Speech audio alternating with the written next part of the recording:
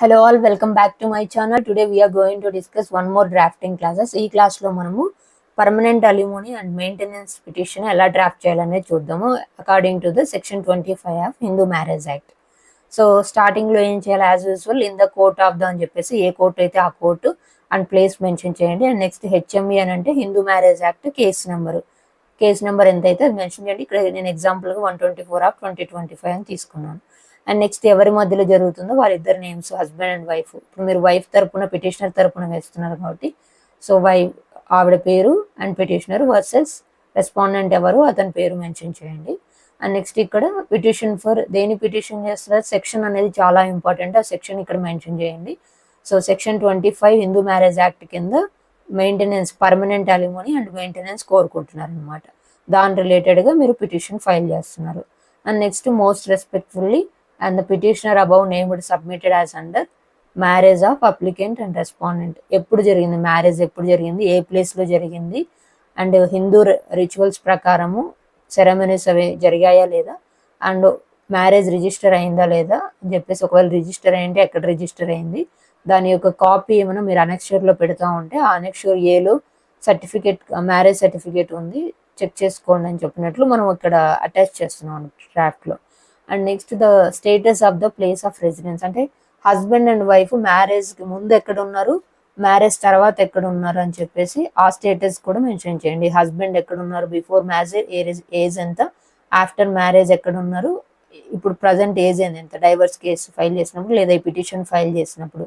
అలాగే same wife యొక్క status కూడా మెన్షన్ చేయండి.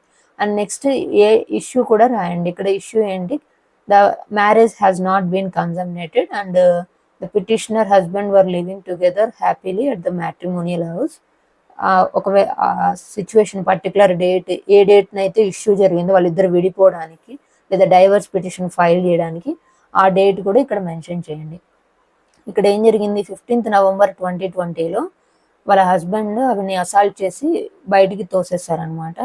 సో ఆ యొక్క డీటెయిల్స్ ఇక్కడ డేట్తో సహా మెన్షన్ చేయండి. ఒకవేళ డేట్ మెన్షన్ లేకుంటే ఇలా జరిగింది, ఆ సిచ్యువేషనే వాళ్ళిద్దరిని విడిపోవడానికి కారణం అన్నట్లు పిటిషన్లు రీజన్ మెన్షన్ చేయండి. అండ్ నెక్స్ట్ పిటిషనర్కి మీరు అడుగుతున్నారు కదా మెయింటెనెన్స్, ఆవిడకి ఏమైనా ఇన్కమ్ ఉందా లేదా అనేది డీటెయిల్స్ కూడా మెన్షన్ చేయండి. ఒకవేళ జాబ్ చేస్తుంటే జాబ్ చేస్తుంది, బట్ ఆ ఇన్కమ్ అనేది ఆవిడకి సరిపోవట్లేదు, లేదా పిల్లలు ఉంటే పిల్లలకి ఆ ఇన్కమ్ సరిపోదు, దానికి రిలేటెడ్గా మెయింటెనెన్స్ కోరుకుంటున్నారని చెప్పినట్టు మీరు రండి. ఇక్కడ పిటిషనర్కి ఏంటి, ఆవిడకి ఎటువంటి ప్రాపర్టీ లేదు, మూవబుల్ కానీ ఇమ్మూవబుల్ కానీ, అలాగే ఎలాంటి సోర్స్ కూడా లేదు ఇన్కమ్ రావడానికి, కాబట్టి వాళ్ళ హస్బెండే ఆవిడని మెయింటెనెన్స్ రిలేటెడ్గా అమౌంట్ ఇవ్వాలి అని చెప్పినట్లు కోరుకుంటున్నారు. సో ఇది ఈ సిచ్యువేషన్లో మీరు మీ దగ్గరికి కేసు ఏదైనా జాబ్ చేస్తూ ఉంటే ఆ జాబ్ రీజన్, శాలరీ ఎంత అది కూడా మెన్షన్ చేసుకోండి. అండ్ నెక్స్ట్ రెస్పాండెంట్ వాళ్ళ హస్బెండ్ ఏమైనా ప్రాపర్టీస్ ఉన్నాయా అవి కూడా మెన్షన్ చేయండి. ఇక్కడ ఒక ఫ్లాట్ ఉంది, అలాగే 1200 స్క్వేర్ ఫీట్ ఫ్లాట్ గచ్చిబౌలిలో ఉంది, అగ్రికల్చర్ ల్యాండ్ 3.5 acres ఉన్నాయి సోన్సో డిస్ట్రిక్ట్లో, ఆ రీజన్ అవి కూడా మెన్షన్ చేయండి. సో ఇవి వాళ్ళ వైఫ్ ఖచ్చితంగా తెలిసి ఉంటుంది కదా అతనికి ప్రాపర్టీ ఎంత ఉండేది. సో ఆ డీటెయిల్స్ కనుక్కొని మీరు డ్రాఫ్టింగ్లో పెడితే కనుక కోర్టు వాళ్ళకి తొందరగా అమౌంట్ అనేది క్యాలిక్యులేట్ చేసుకోవడం కోసానికి యూజ్ అవుతుంది అనమాట. Next the respondent is working with central government, అతను ఏం జాబ్ చేస్తున్నారు, గవర్నమెంట్ అయితే గవర్నమెంట్, ప్రైవేట్ అయితే ప్రైవేట్, అండ్ శాలరీ ఎంత వస్తుంది ఆ డీటెయిల్స్ కూడా మెన్షన్ చేయండి. అండ్ నెక్స్ట్ వచ్చేసి respondent has no other life, అంటే అతనికి ఏమైనా అప్పులు ఉన్నాయా ఇలాంటివి ఏమైనా డీటెయిల్స్ ఉంటే అవి కూడా మెయింటైన్ చేసుకోండి. And petitioner dependent upon him for her day to day expenses అని మీ యొక్క పిటిషనర్కి ఎంత డిపెండెన్సీ ఉండేది అనేది కూడా మెన్షన్ చేసుకోండి. Next the respondent has not made any provision for maintenance of the petitioner, అంటే విడిపోయిన తర్వాత ఇంతవరకు ఆవిడకి ఎటువంటి అమౌంట్ ఇవ్వలేదు మెయింటెనెన్స్ రిలేటెడ్గా, అది కూడా మెన్షన్ చేయండి. అండ్ నెక్స్ట్ డైవర్స్ కేసెస్ అయినప్పుడే కదా మనం ఇలాంటి మెయింటెనెన్స్ కోరేది. సో ఆ గ్రౌండ్స్ మెన్షన్ చేయండి, ఎవరు పిటిషన్ ఫైల్ చేశారు అండ్ ఏ గ్రౌండ్స్. ఇక్కడ చూడండి పిటిషనర్ సెక్షన్ 13 నుండి డైవర్స్ రిలేటెడ్ సెక్షన్ కదా, దానికి రిలేటెడ్ ఏ గ్రౌండ్ మీద చేశారు, క్రుయాలిటీ మీద చేశారు. సో ఆ రిలేటెడ్గా కేసు ఆల్రెడీ పెండింగ్ ఉంది. సో పెండింగ్ ఉన్న టైంలో మళ్ళీ ఈ పిటిషన్ కూడా ఫైల్ చేస్తున్నారనమాట మెయింటెనెన్స్ రిలేటెడ్గా. సో ఆ డీటెయిల్స్, కేస్ డీటెయిల్స్ కూడా మెన్షన్ చేయండి, ఏ కోర్టులో పెండింగ్ ఉంటే ఆ కోర్ట్ నేమ్ కూడా మెన్షన్ చేయండి, ప్లేస్. అండ్ నెక్స్ట్ వచ్చేసి పిటిషనర్ మ్యారేజ్ చేసుకోలేదు, ఆవిడ మీద కన్సర్న్ క్రియేట్ చేయడానికి సిచ్యువేషన్స్ ఆవిడ మ్యారేజ్ చేసుకోలేదు కాబట్టి మ్యారేజ్ చేసుకోలేదు, అండ్ ఎలాంటి మెయింటెనెన్స్ రిసీవ్ చేసుకోవడానికి ఆవిడ ఎటువంటి గిల్టీ ఆఫ్ ఏం చేయలేదని చెప్పేసి అది కూడా మెన్షన్ చేయండి. అండ్ నెక్స్ట్ వచ్చేసి టు మీట్, ఎందుకు ఈ పిటిషన్ ఫైల్ చేస్తున్నాము మెయింటెనెన్స్ అంటే to claim alumni for her maintenance to meet her day to day expenses. ఆవిడ రోజు తినడానికి ఆవిడ పర్సనల్ ఖర్చులు వాటిని క్లెయిమ్ చేసుకోవడానికి ఈ మెయింటెనెన్స్ పిటిషన్ అనేది వేస్తున్నాము. And next, in the facts and circumstances of the case mentioned here the honourable court may graciously to be pleased. అంటే ఒక ప్రేయర్ లేదా ఒక ప్రార్థన చేసుకోవడం అనమాట.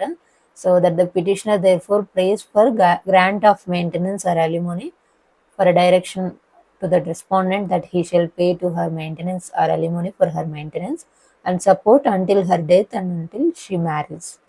సో ఇక్కడ కోర్టుకి చెప్తున్నాను అనమాట, వాళ్ళ రెస్పాండెంట్ హస్బెండ్ నుంచి ఆవిడకి మెయింటెనెన్స్ పే చేయమని గ్రాంట్ చేయండి, పర్మిషన్ ఇవ్వండి కోర్టు వారు అతనికి అని చెప్పేసి ఒక ప్రేయర్ కైండ్ ఆఫ్ థింగ్ అనమాట. ఇలా సో ఇది మీకు అందరికీ తెలుసు, సేమ్ యాజ్ ఇట్ ఈస్ ఇక్కడ మెన్షన్ చేసుకోండి.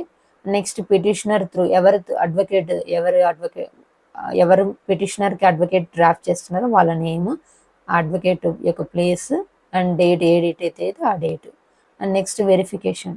సో ఇక్కడ ఆవిడ చెప్తుంది అనమాట పిటిషనరు. సో ఆ ఫస్ట్ 1 to 12 వరకు పాయింట్స్ ఉన్నాయి కదా ఇక్కడ. సో 1 to 12 పాయింట్స్ అన్నీ కూడా నేను పూర్తి స్పృహతో నా నాలెడ్జ్తోనే నేను ఇచ్చాను.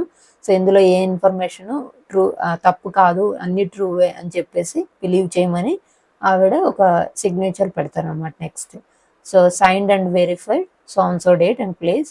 అండ్ ఇక్కడ పిటిషనర్ అని పెట్టేసి కింద ఆవిడ signature, mobile number, email ID ఉంటే ఈమెయిల్ ఐడి మెన్షన్ చేసి సో ఈ పిటిషన్ని మీరు కోర్టులో సబ్మిట్ చేసుకోవాలి.